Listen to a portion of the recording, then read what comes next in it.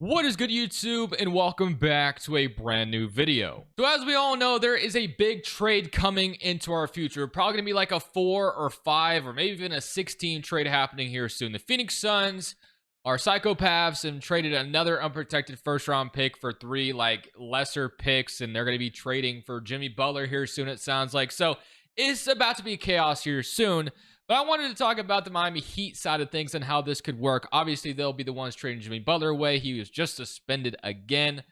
Let's go ahead and jump in and talk about this whole situation, and let's rebuild the Miami Heat side of things based off what this trade is rumored to be. So we're jumping on this prematurely, but it sounds like it's happening here soon. So let's jump into it. Before we get into today's video, make sure you guys drop a like on this one and subscribe if you are new to this channel. As always, greatly appreciated. So a while back, we did do a rebuild similar to this earlier this month, talking about the Jimmy Butler situation for Miami, but the trade obviously being rumored now is totally different to whatever we talked about in that previous video.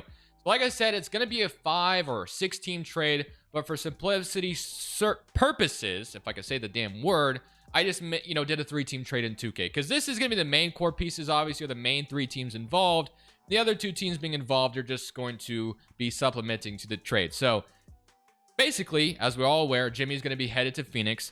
Milwaukee's about to get Bradley Beal, apparently. And then Miami's going to maybe get Chris Middleton and Bobby Portis, which is the important part to talk about. So, and then there's going to be draft compensation involved. There's going to be some other contracts involved. There's going to be some other things involved. Like, it's going to be a very complex trade because of 2 teams being over the second apron and big salaries being moved and the new CBA. So we all know it's going to be chaos when it does end up happening. Like, I feel like it's going to be like a multi-tweet trade. Like, there's going to be so many tweets from Shams talking about every detail in like 10 different tweets. It's going to be, like I said, a madhouse. But basically, to summarize it, Miami is getting Middleton and Bobby Portis from the sounds of it right now. And that could be what exactly happens, which I think is interesting because Middleton's contract only has 2 years remaining. You definitely know he's going to accept that player option because he's never going to get that type of money again, probably. The $34 million will be guaranteed there. And then after that, also, Bobby Portis has a player option.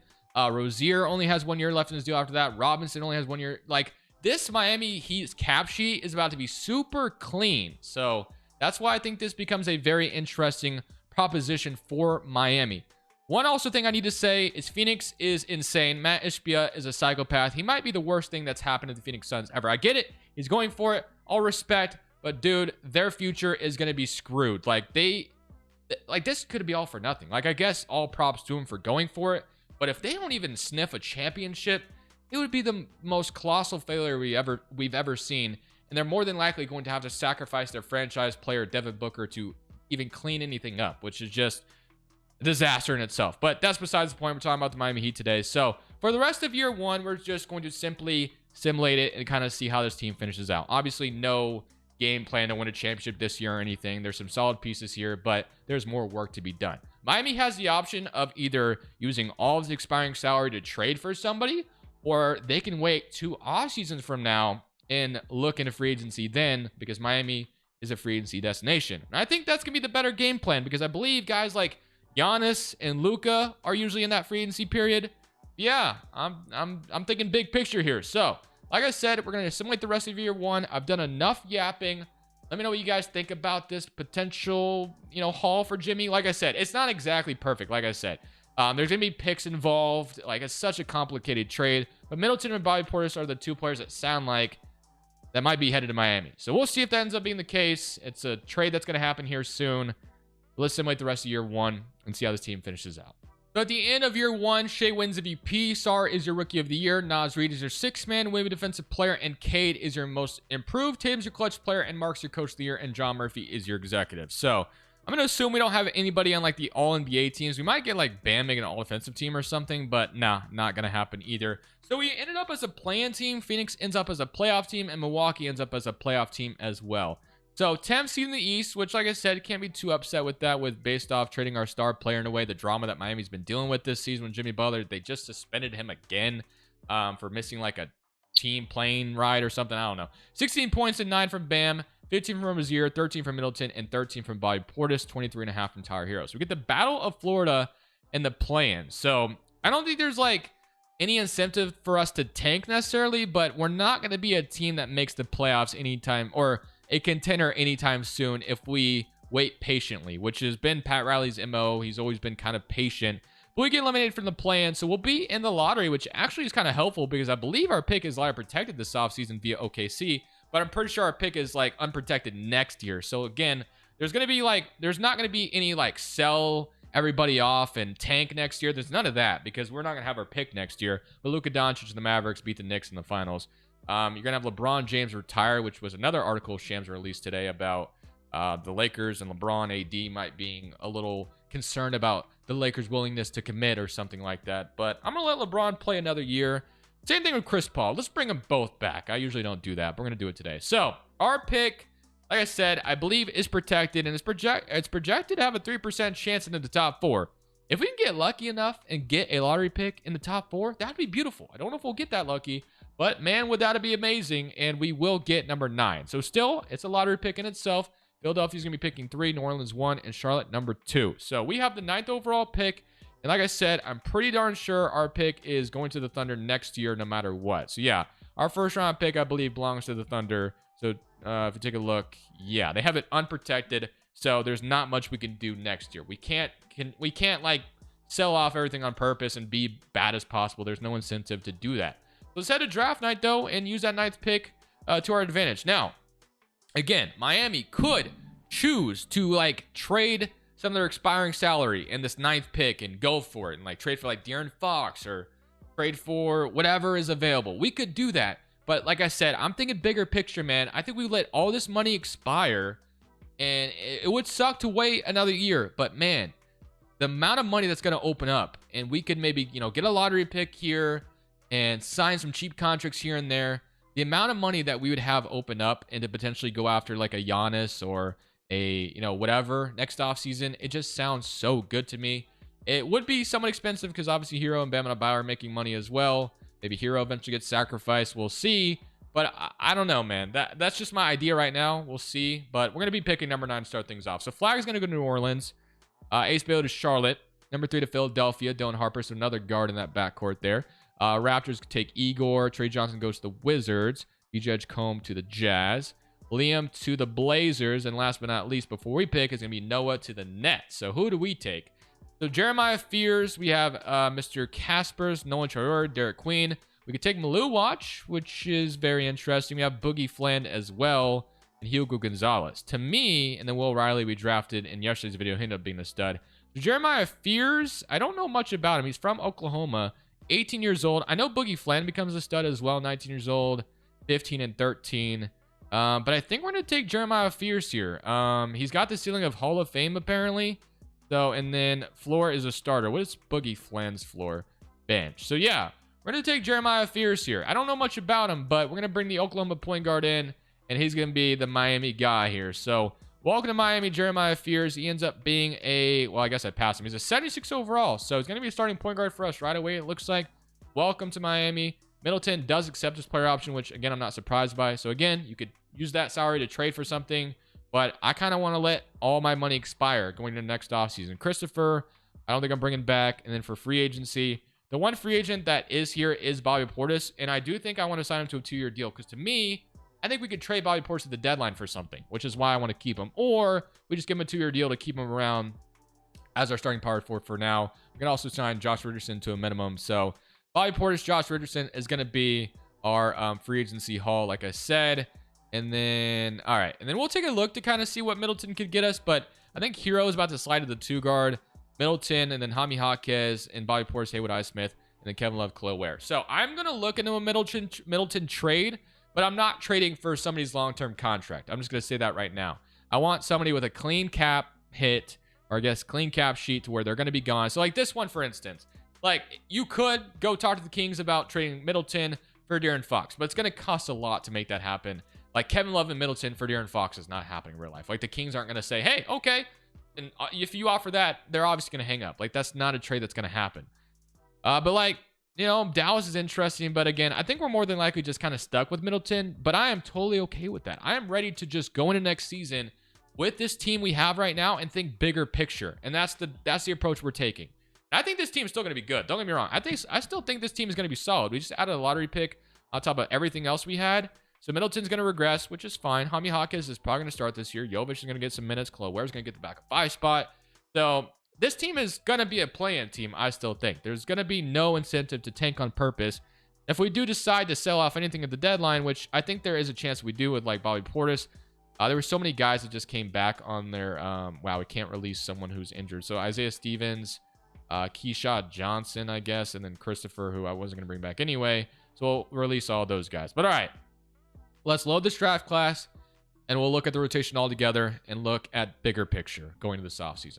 So here's the rotation we're rocking with for year number 2. It's going to be Jeremiah Fear starting right away to give him as much reps as possible to let him develop, because he's going to be the kind of the secret weapon where he's going to be cheap, but he's going to be a very impactful player.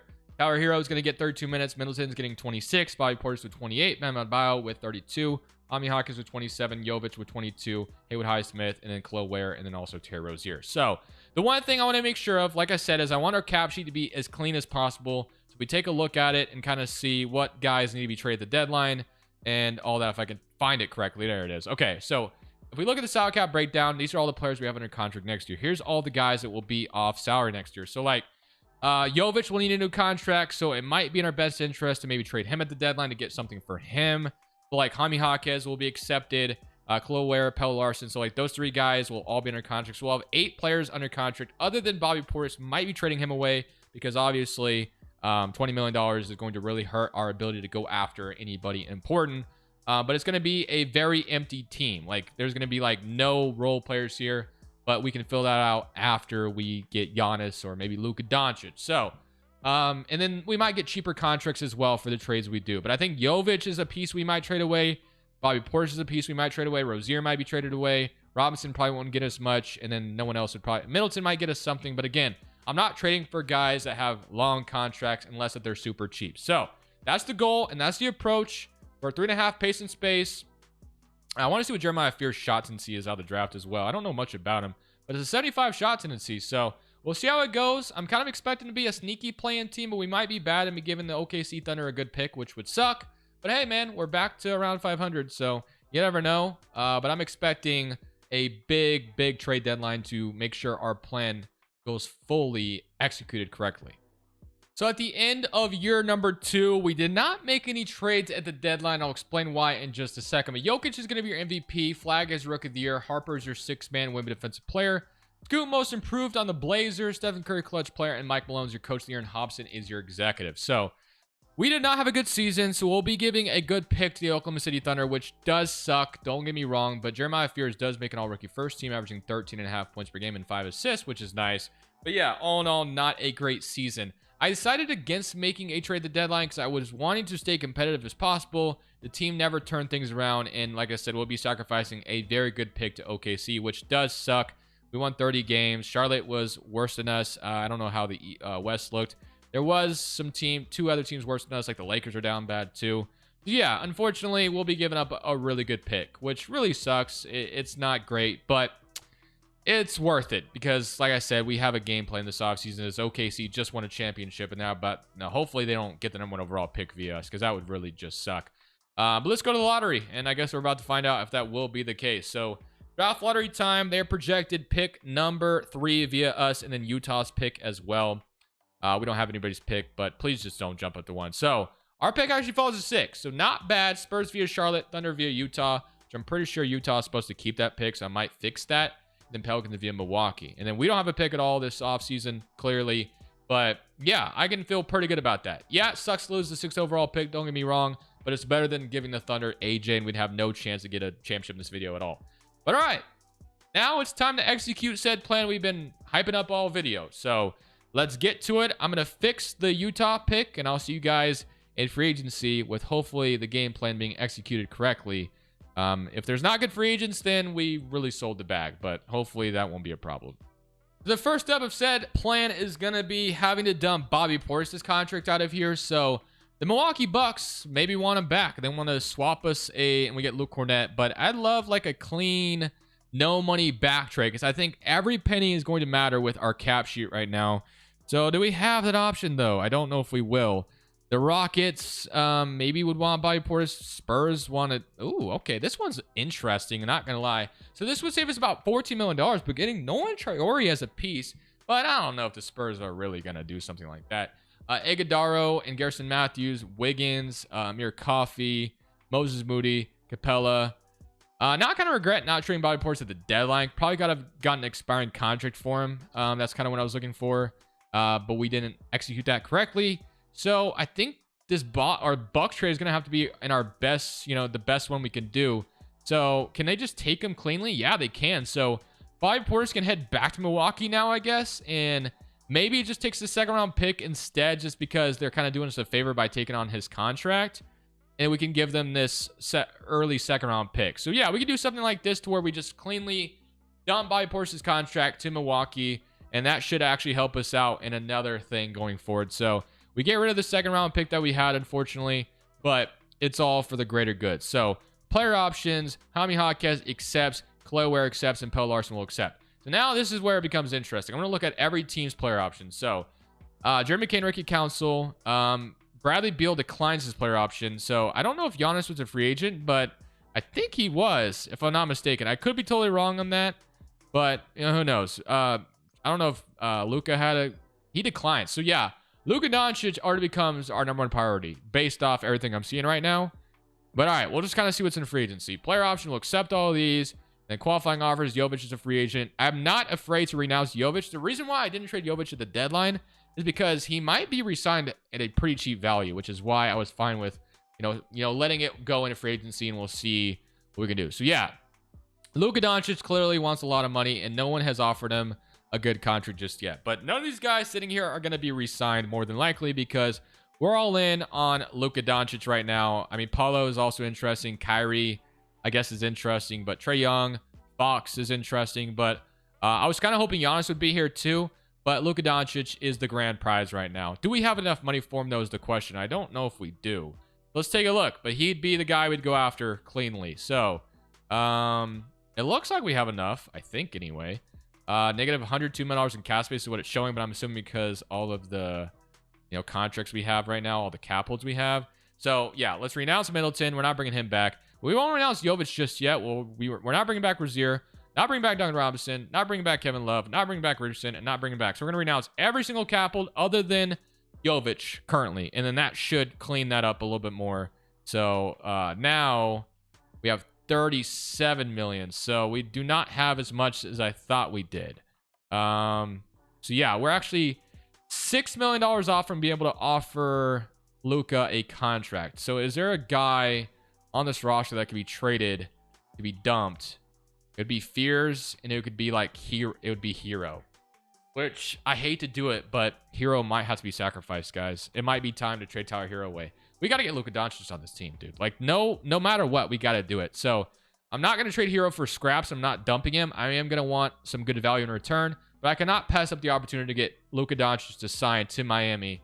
So Hero, as much as I like you, you're going to have to be sacrificed, unfortunately. And we're going to go ahead and do this trade with the Detroit Pistons. We're going to be getting Ron Holland, who will be a, rotational piece for us, but we're dumping a ton of money. A lot of protected first-round pick from Detroit on top of that. So getting a pretty good prospect and a first-round pick for Tyler Hero, dumping his contract. And like I said, this is for going after Luka Doncic. So Luka Doncic can now be offered a contract. We can also keep Jovic, but this is what it was all for. So I appreciate Tyler Hero's services, but this was the game plan all along, and we don't even have a single team contesting us for Luka Doncic. So Luka will be a Miami Heat star. So welcome to Miami, Luka freaking Doncic. So Miami is going to get Luka Doncic, and that's what the game plan was all along, and we have sacrificed said plan correctly. So Luka right now is our point guard. Jeremiah Fears is maybe going to back him up. Obviously, we have a roster to fill out, clearly, but it was all in the name of the game. So Ron Holland can't be a starter, I think. We're going to have to move him to small forward because his shooting isn't all there just yet. Maybe it eventually develops, but it's not there yet. 27%. He needs to come off the bench if he's going to play on this team. Pelle Larsson is probably going to have to move to shooting guard, which I don't know if he'll go down, but he probably will, down to a 74, which sucks, but he's going to play the 2 guard. So he's going to be a backup there. Fears is going to back up Luka Doncic. Jaime Jaquez, Ron Holland. We have Bam Adebayo, Khalil Ware, which is great. We don't have a starting power forward, and we don't have a starting shooting guard. So those are the 2 focuses now. Jokic could be that starting power forward. So like getting Keon Ellis, a Corey Kispert, like those guys would be good, but that might mean renouncing Jokic. I don't know that for a fact, but I am going to go after Keon Ellis. I think that would give us enough money to still resign Jokic if I had to guess, hopefully. Keon Ellis, no, it will not. So no, we could not get Keon Ellis. We're going to have to keep Jokic around. I think Jokic is going to have to be a piece we keep. That's still going to give us a little bit of money, but Jokic will be re-signed, and then we'll kind of see what our options are after that. So Bodon, Bruce Brown, the team is going to be... We're not re-signing Middleton. Haywood Highsmith probably have to be brought back just for the familiarity here, I guess. Although I want to use this money somewhere else first. So Bruce Brown... You have Lonnie Walker down here, so the team is going to be a little lackluster, but this is what we're going to do. We're going to give Lonnie Walker a one-year deal to as much money as we can give him, and we'll sign him to a deal. He'll be a backup, and then we can still sign like Finney Smith, which I'm totally cool with, like a one-year deal for Finney Smith. All right. So it will be a little ugly, but at the end of the day, we have Luka freaking Doncic. We're not re-signing Middleton. Although we could use his contract, but in real life that would not be the case. So Ron Holland was a really good addition. Jeremiah Fears up to an 82 overall, so that's great. I don't know how well Luka and him would fit together, not gonna lie to you. I don't know much about Jeremiah here, but Chloe Ware's up to an 80, Hami Hawk is up to an 81, Jovic is a 79, and Ron Holland, Bam and about all developing around Mr. Doncic. All right, so we kind of have our plan executed, but it's incomplete still incomplete. We got more pieces to add around Luka Doncic and Bam, but that's kind of our big two at the moment, and we just need to add more pieces around that. So that will be the game plan going into the deadline and potentially next offseason. But at the end of the day, when you have Luka Doncic, especially in 2K, you're already halfway to a championship regardless of who's around you right now. So here is the starting five going into season number 3. Luka Doncic is obviously going to be the starter at point guard. Pelle Larsson starting right now. So they do want to start Ron Holland at the 3, which, again, I think the fit would be pretty bad, but whatever. Jovic, Bam Adebayo, Jeremiah Fears, Hami Hawkes, Chloe Ware, and Dorian Finney-Smith, and then Lonnie Walker. So more work to be done, but this is what your team is going to look like currently. I do think there is a possibility of a trade to be made at the deadline. We have some of our picks for the future, like we have this protected Pistons pick. We have a pick from the Jimmy Butler trade. Again, I don't know exactly what pick it's going to be in real life, but they're probably going to get a pick out of it somehow, if I had to guess.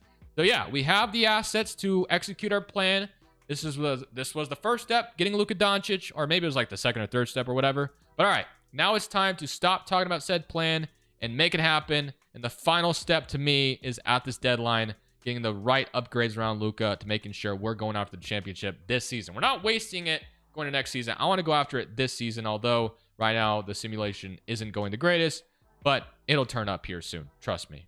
So we are at the deadline as we're 23 and 27. So yeah, we're not a over 500 team, but I told you guys, I wanted to make another trade at the deadline to booster this team, to bolster this roster, and something very interesting came across my desk, and I did not even think this would be possible going to today's video. It wasn't even a thought until I saw it just now, and we got to look at it together, guys, because if we can pull this off, we got to do it. And if you're seeing what I'm seeing it too. Jokic is on the Nuggets. They're selling. He's not untouchable. And we might be able to pull this off. We have assets. We have the ability to offer them a good offer.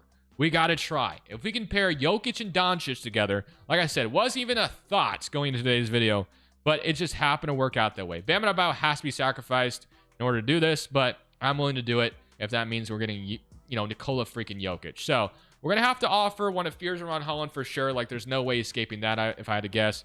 So let's offer Jeremiah Fears because I feel like he's just a bit more expendable right now. So Fears will offer this. I think this Suns pick should be good. It is 2.5 stars. So we'll take that. And our pick right now is probably pretty good too. Yeah, 2 stars as well. So that's nice. And then, I mean, we can offer another player, but for now we might just actually let's go another first rounder and let's say it's Nikola Jovic. Let's say they do it for that. So we'll get Quinn Jackson and maybe Queen. So all of this for Nikola Jokic. Would they do it? We get Jokic on the Nuggets, or sorry, on the Miami Heat. What do you say?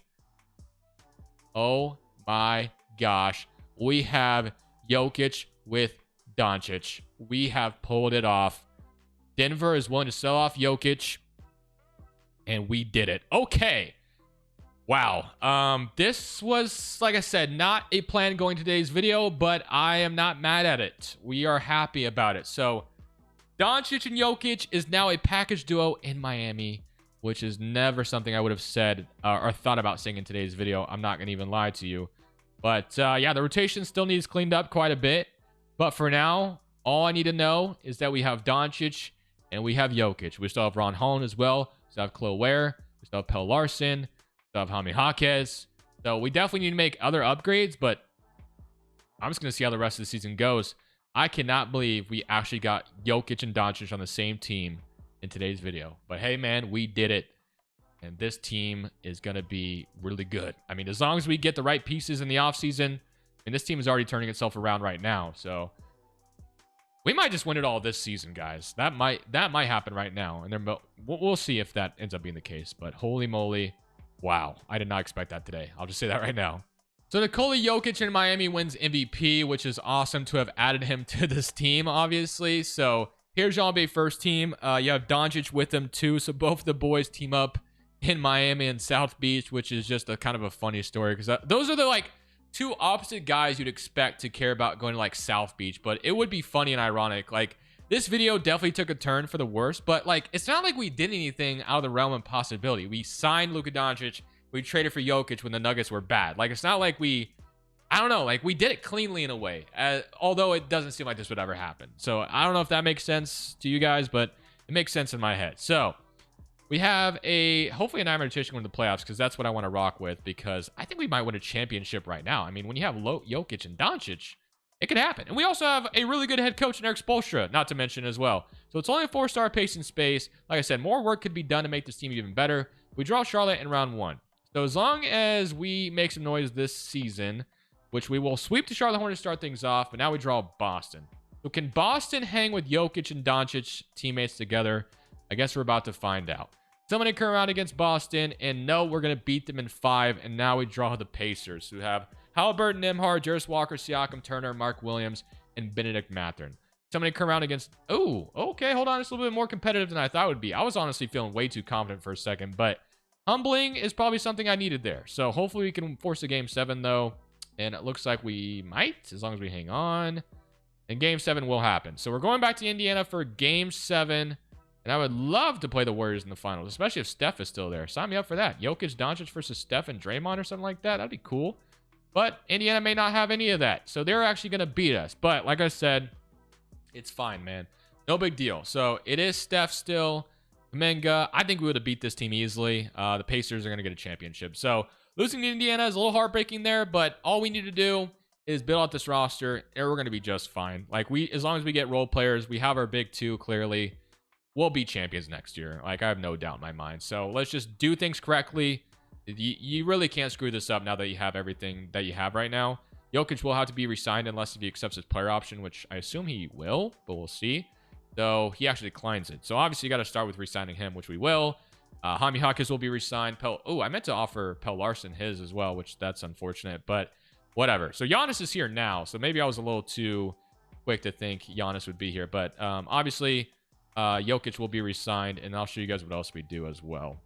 All right, so we kind of have a rotation going on right now. So the one thing we did sign in free agency was Keon Ellis, which, yeah, I'm happy to have him. Pelle Larsson is back as well. Luka Doncic, Jaime Jaquez. Ron Holland has to slide down to power forward because we have nobody there. So we just need to sign a couple backups, which, again, we'll get Kevin Huerter, who I think will actually be a really good backup 3 once we move him there. Once we get him on the team, that'll be good. And then... can sign like somebody else as well. So like Lonnie Walker, Monte Morris could be signed as well. So we can go for like Monte Morris potentially. And we'll go to day 12 to see if there's anything else we can get on the last day to convince somebody here. So we do need a good backup power forward. Hopefully we can find that. I don't know if we'll be able to. So we're going to have to, go down the board a little bit. But like Aaron Wiggins, would he sign a minimum to come? Oh my goodness, that might be a steal right now. Aaron Wiggins is going to sign. That is a steal if I've ever seen one. So Ron Holland's up to an 86. You'll have Chloe Ware up to an 82. Jaime Jaquez, 82. Aaron Wiggins, 78. Pelle Larsson's up to a 77. So I'm glad to have gotten Aaron Wiggins. That's going to be a massive upgrade off our bench. But starting shooting guard is going to be Keon Ellis, which I'm excited about. I think he fits very well with what we needed. But yeah, I think this team is ready to go win it all, guys. So that is going to be the game plan. Luka, and Jokic. Let's go make it happen. Can't believe we still have them on today's video. It's very bizarre, but it's worked out that way. So let's go see if we can go win a championship in this season. Let me look at the rotation one last time. 4.5 proficiency.